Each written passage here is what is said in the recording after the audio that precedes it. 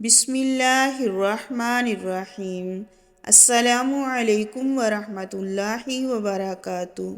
حضرت ابو ذر رضی اللہ تعالیٰ عنہ بیان کرتے ہیں، رسول اللہ صلی اللہ علیہ وسلم نے فرمایا، جب تم پر ایسے امراء ہوں گے جو نمازیں ضائع کریں گے، یا فرمایا وہ نمازوں کو ان کے وقت سے مؤخر کریں گے، تو اس وقت تمہاری کیا کیفیت ہوگی؟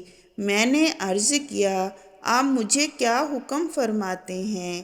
آپ صلی اللہ علیہ وسلم نے فرمایا، نماز کو اس کے وقت پر پڑھنا، اور اگر تم ان کے ساتھ بھی پالو تو پھر نماز پڑھ لو تو وہ تمہارے لیے بطور نفل ہوگی۔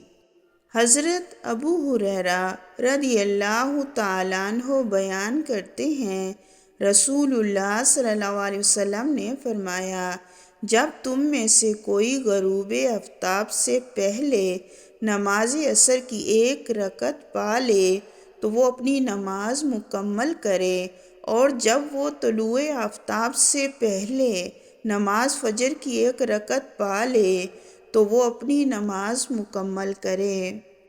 حضرت ابو ایوب رضی اللہ تعالیٰ عنہ بیان کرتے ہیں، رسول اللہ صلی اللہ علیہ وسلم نے فرمایا، میری امت ہمیشہ خیر و بھلائی پر رہے گی، یا فرمایا فطرت پر رہے گی، جب تک وہ ستارے ظاہر ہونے سے پہلے نماز مغرب پڑھتی رہے گی۔